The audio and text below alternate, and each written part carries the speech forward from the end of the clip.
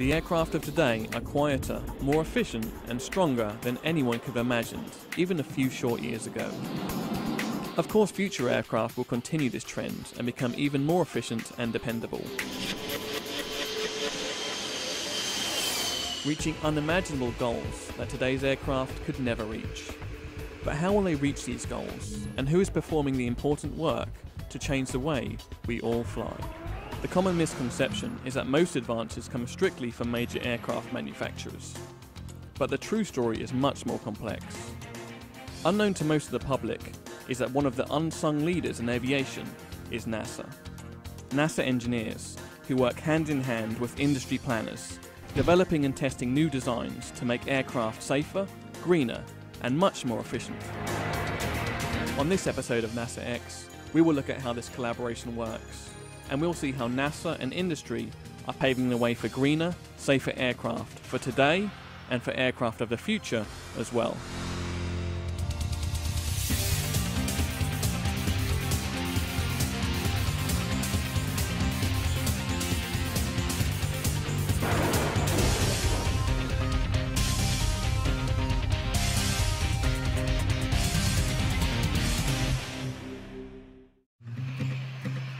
This is a familiar sight for modern travellers. Large metal jets roaring down the runway and lifting into the air. In fact, this sight really hasn't changed that much in the last 50 years or so. Other than the way most people dressed for flights back then, the basic concept of air travel is pretty much the same. There have, of course, been measurable differences in fuel economy, with new developments in engine design and noise reduction techniques. But the basic tube and wing shape and the material used to build these aircraft has remained pretty much the same for years. But that isn't the case anymore. Like so many products that have evolved dramatically in the last few decades, like phones for example, the same is true for aircraft design. Today more than ever, researchers are pushing the boundaries of the science of flight in their effort to make aircraft of the future more efficient, quieter and greener. So who's taking the lead and why? Obviously industry is taking the lead in some areas because cleaner operations and more efficiency mean higher profits. But they're just not the only players. One of the leading innovators in aeronautics over the history of flight has been and continues to be NASA. The push to modernise and change aircraft of the future is being led by NASA's Environmentally Responsible Aviation Project, or ERA.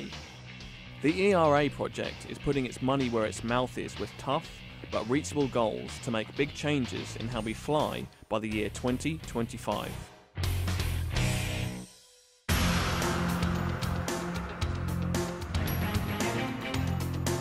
So the Environmentally Responsible Aviation Project is a 5-year, 6-year project, and it's focused on advanced aircraft design and the technologies that are needed to enable them. The main goal of the project is to reduce noise, to reduce mission fuel burn, and to reduce LTO NOx emissions. And LTO stands for landing takeoff, oxides of nitrogen emissions. And we want to do that simultaneously, and that's never been done before, where we looked at some very difficult metrics and tried to push all of those metrics down simultaneously. And so over this 5 or 6 years, we'll be looking at technologies, we'll be looking at aircraft designs and the combination of those to end up with a configuration that could simultaneously attack these goals. So how do you make these goals a reality? The 4 basic principles of flight are lift, drag, weight and thrust. Finding efficiency in each of these basic principles will help reach NASA's stated goals. Let's look at weight first. Obviously, if you can reduce the weight of an aircraft, then you will burn less fuel and therefore become more efficient. Airlines are always looking for ways to carry less weight. You can see that in extra baggage fees, reduction of heavy items such as ovens and heavy carts on some planes. And in one of the most drastic measures taken in recent years, some airlines have begun asking passengers to use the bathroom in the terminal before getting on the plane, making the passengers a little lighter. In a 1-month experiment, an airline found that they reduced greenhouse gas by 5 tons simply by asking passengers to use the loo ahead of time. This proves that even small changes in the weight of an aircraft can add up to big long-term benefits. The holy grail, of course, is to make the entire aircraft structure lighter. So how can this be done? Today's aircraft are made out of metals that are safe, but that are also very heavy. So is there an alternative? In recent decades, NASA and its industry partners have been working hard developing new materials that could bring aircraft out of the 20th century and into the future. New composite materials are leading the charge to replace conventional metals. Aircraft designers are taking advantage of composite materials' lightweight, strength, and flexibility. Aircraft designers have long known about these qualities and have been using something called carbon epoxy composite materials in small quantities for decades. After years of research and validation of composites for flight, the Boeing company was the first to step up and build an aircraft almost completely out of composite materials. Called the 787, this next-generation aircraft first came into service in November of 2011. As the first official commercial flight of the 787 took off from Tokyo that year, it was clear that this concept of an all-composite aircraft was here to stay.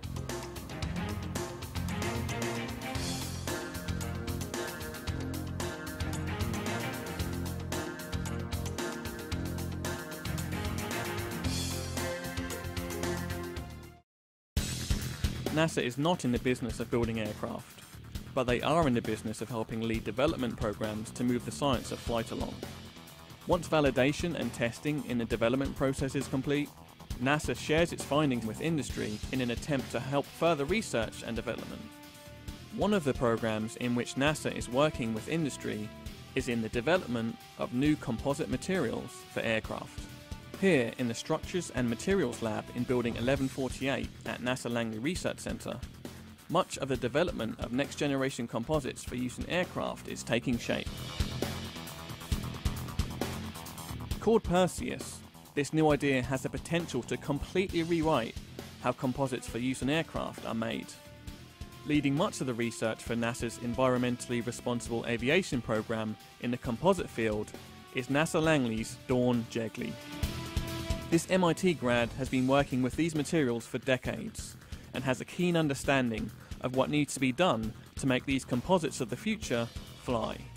Perseus stands for Protruded Rod Stitched Efficient Unitized Structure. And what that means is that we have a graphite epoxy or a carbon epoxy structure, and what we have is protruded rods inside carbon layers. We have a carbon skin, and we have stitches that run through the thickness that holds the whole thing together.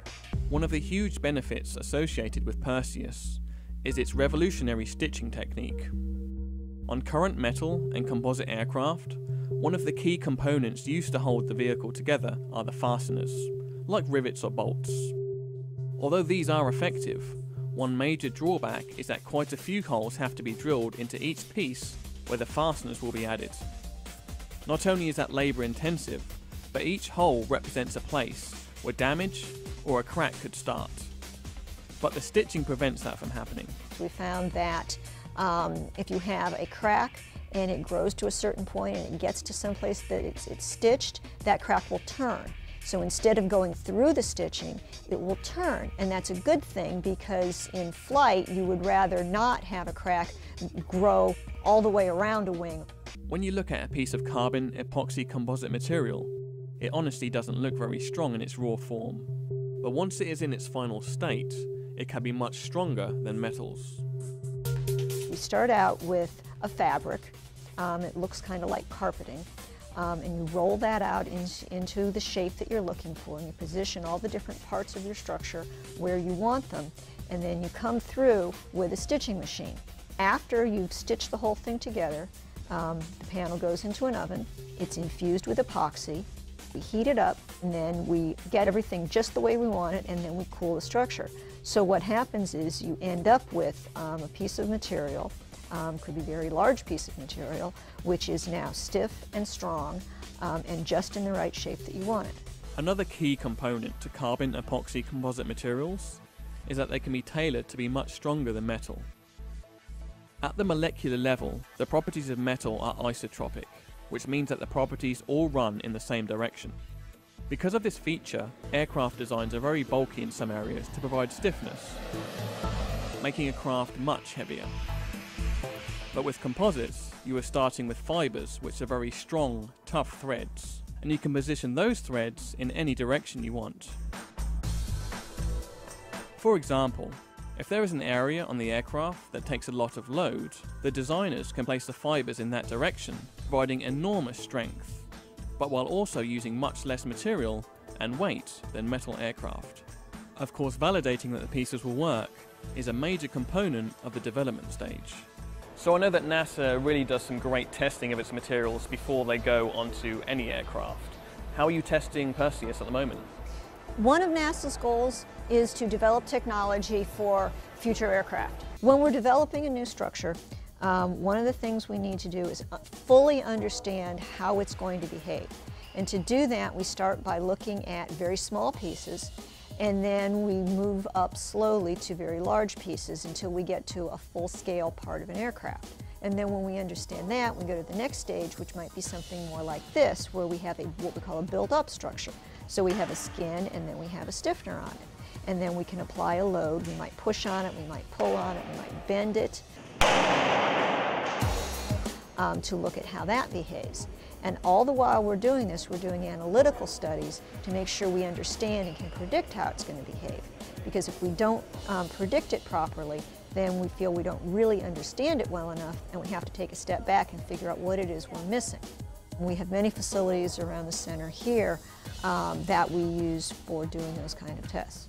Well, Dawn, thanks so much for talking to us today about Perseus. This looks like an amazing technology, and you're doing a fantastic job. Thank you so much. Thank you. Up next, let's look at another of the basic principles of flight: thrust. Since the earliest days of flight, engineers have looked for ways to make the engines we use on aircraft more powerful and efficient. One of the most important early engines was the 1903 Wright brother design that was used for their very first flight at Kitty Hawk. It only produced about 12 horsepower, but it opened the door for all aircraft engines to come. Since that time, there has been a steady progression in the development of engine technology, from the relatively simple propellers of the past to the incredibly advanced jet propulsors of today. Engines have never been better, but although current engines are already very efficient, quiet, and relatively green, they pale in comparison to what the next generation of engine technology will be. To help understand how engine technology is improving, let's first take a look at how a basic turbofan engine works. Incoming air is captured in the engine inlet. Some of the air passes through the fan and into the compressor and burner, where it is mixed with fuel for combustion. The hot exhaust passes through the core and fan turbines and then out of the nozzle. The rest of the incoming air passes through the fan and bypasses or goes around the engine. So a turbofan gets some of its thrust from the core and some of its thrust from the fan. The ratio of the air that goes around the engine to the air that goes through the core is called the bypass ratio. Many engines today have a bypass ratio of roughly around 5:1. Engineers have known for many years that if they could increase the bypass ratio, then the engine would become much more efficient. But the trouble with increasing the bypass means that the size of the engine would have to grow, making it heavier and also unable to fit under the wings of most planes. So, what to do? Over the past 20 years or so, NASA and industry have been working on a solution that would create ultra-high bypass engines while also addressing the stated problems of size and weight.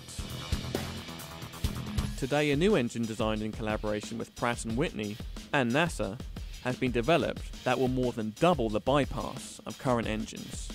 This new engine design has taken many years of research and development just to get to the point where we are today, because three key pieces of technology needed to be created that didn't exist: a new gearing system, an ultra-efficient fan, and a more efficient nacelle.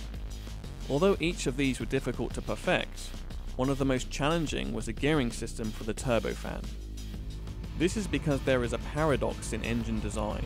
The slower the big fan at the front moves, the more efficient it is, but the turbines at the back have to move at a very high rate of speed to work efficiently, hence the paradox. In order to have the slow-moving fan at the front and the fast-moving fans at the back working together, a revolutionary gear system had to be developed that could allow both of these parts to work together optimally. So what the gear lets me do is shrink the core engine that makes the power to a large degree. It makes it lighter, takes a couple of thousand parts out, and it means I can replace some very rare super alloys with some more common gear steel. We always knew you could do that, but you need a gear that's way over 99% efficient. You need a gear that, we're talking about 25,000, 30,000 horsepower gears. A naval ship has that sort of power, and the gear is the size of a small house. We had to develop a gear that's the size of a small automobile wheel, not a house, and it has to last 20 years without maintenance, and it has to be super efficient. And so we've been working on this for at least 20 years. Much of the testing for this engine has in fact come at NASA laboratories. NASA's unique facilities and subject matter experts have helped the Pratt & Whitney team to understand how to configure the ultra-high bypass engine. So this is an example of the ultra-high bypass engine from Pratt & Whitney called the geared turbofan. This particular engine has a bypass ratio of up to 15:1, which means 15 times the amount of air goes through this part of it and goes through this part. This is the core, or the engine part. This is the bypass part. In this particular engine, all the thrust is generated in this part, and we've removed the fans so that you can see how small the engine airflow is compared to the overall flow. So why do we want to do this? Well, this particular design, especially the one Pratt & Whitney is working on called the geared turbofan, has the potential of having as much as 20% better fuel burn than a regular jet engine today. And the reason they can do that is because the more air that you can put up here, the more efficient the engine is and the better the fuel economy. Because fuel costs have spiraled out of control in recent years, the fuel efficiency of this engine could be a game changer for the aircraft industry. The people who care are not so much Airbus, but their customers, the airlines. So an A320 with these engines on compared to the current engines will make $200 to $400 an hour, on the order of $1.5 million to $2.5 million a year reduced fuel cost, depending upon the cost of fuel, typically. So it's worth millions per year for the airline. That doesn't mean they still won't charge you for the extra bag, though. Of course, fuel economy is not the only huge benefit to this engine.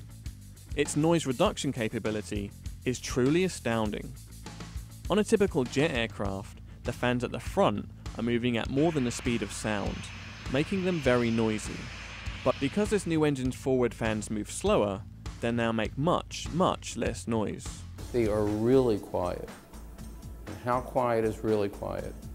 For a 737-sized airplane, 150 passenger airplane, the objectionable noise on the ground, the area that hears objectionable noise, is reduced by about 3/4.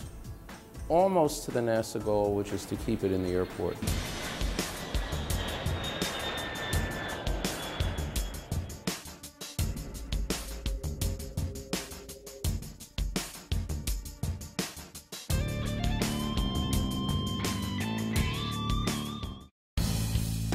Another key component in the testing chain of the entire engine happens here at NASA Glenn, in the Advanced Subsonic Combustion Rig, or ASCR.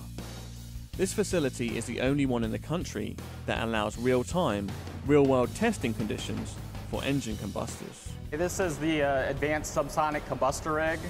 It's really one of the unique facilities in the U.S. which enables us to test combustors and gas turbine engines at realistic conditions that they would see in a gas turbine engine flying in today's aircraft and even those in the next 20 years from now. The real beauty of this rig is it allows us to operate pretty much over the whole flight regime. So we can map out what the emissions are near the ground during idle and takeoff conditions, but also on approach and landing. In addition, then even at cruise, because we're also becoming more and more concerned about emissions in the atmosphere and what that does to our environment. The environment is one of the key components in much of the work going on now. NASA and industry realize that good stewardship is not only beneficial to the planet, but can be a good business model too. The work that is coming out of this program is looking at both fuel-flexible applications as well as strictly environmental concerns. Our geared turbofan is 15% more efficient and can run on a wide range of fuels. In fact, we're some of the leaders working with the industry in the development of biofuels. Of course, testing for these new engines is not only happening at NASA, but can also be seen on a unique airplane owned by Pratt & Whitney. Pratt & Whitney actually owns 2 747 airplanes that we do testing on. There are 4 engines on a 747. We'll actually take one of the existing JT9Ds off, which is a Pratt & Whitney made engine that powers 747s, and we'll actually in some cases replace that engine with one of our test engines. So we'll run the airplane on 4 engines, 3 of which are currently certified on the airplane, the 4th being the experimental. Of course, this new geared turbofan is not the only game in town. NASA has also taken a look back at some older technology, including a concept called the open rotor that also shows much promise. So here at NASA, we're working on the next generation of engine technologies, both ducted engines like the geared turbofan and unducted engines like open rotors. So we recently finished a series of tests with General Electric and the Federal Aviation Administration on open rotors, looking at these technologies to reduce fuel burn and improve the acoustic performance of these next generation engines. So as you try to go to higher and higher bypass ratio engines, the fans keep getting larger and larger diameter, and at some point it just makes sense to get rid of the cowling and go with just what essentially looks like a propeller. The difference is that these are very specialized high-speed propellers, so that an open rotor powered aircraft would be able to fly at essentially the same speed as an aircraft with a jet engine. In the past, the open rotor concept had been promising, but the major drawback was the noise. Thanks to the advent of modern computational fluid dynamics, NASA and industry engineers have been able to redesign the blades for these open rotors and make them much, much quieter. The system studies that NASA's done has shown that for single-aisle aircraft, if we built an open rotor engine today and put it on an aircraft, it would probably be quieter than most of the aircraft that are flying out there right now. So we've come a long, long way in being able to solve the acoustics issues that were part of the original unducted rotor program. So, there you have it. NASA's ERA program and industry are truly changing the way we all fly. NASA is pushing the industry hard to make these changes see the light of day, and industry is responding with truly innovative and groundbreaking technologies. With this type of collaboration and work ethic, there's no doubt the world will soon see a dramatic difference in the way we all fly. I'm Vince Whitfield, and we'll see you next time on NASA X.